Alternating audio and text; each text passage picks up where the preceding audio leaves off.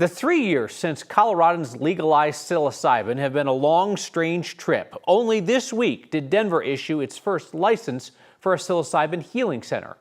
Our Evan Krugel stopped by to talk about misconceptions and reality.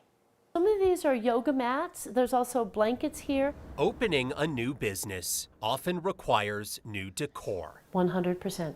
Everything from the discs on the wall, every piece of artwork was selected purposely and with intention, just like a journey, right? Journeys are what Elizabeth Cook specializes in at the Center Origin off Blake Street in Denver. We administer psychedelic medicine, specifically psilocybin. Wednesday, the center became the first healing center to receive a license from the city of Denver. It was a huge milestone, and it's another historic time because we received the very first Denver license. Elizabeth is now hoping to set the record straight about what will actually happen here. This isn't just for people to come in and party. This is really a model for treatment, for real therapy. Facilitators who administer psilocybin have to go through 150 hours of classroom work and 40 hours of work in a healing center before they can ever touch the mushrooms behind these doors. So we built this little wall, put on this, lock. We have a safe in there, and we have cameras on the inside that cover the entire space. Clients will have to consume the psychedelics at the center, where a facilitator will remain with them through the entire trip, which can last 5 to 7 hours. Some people think that you can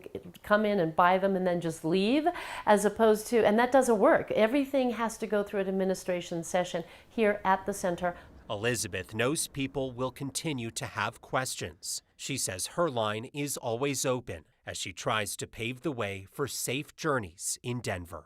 I'm happy to be responsible in this space and to pave the way. I think we know how to do it. We've got a great brand, we've got a great model, and so we're happy to take the lead.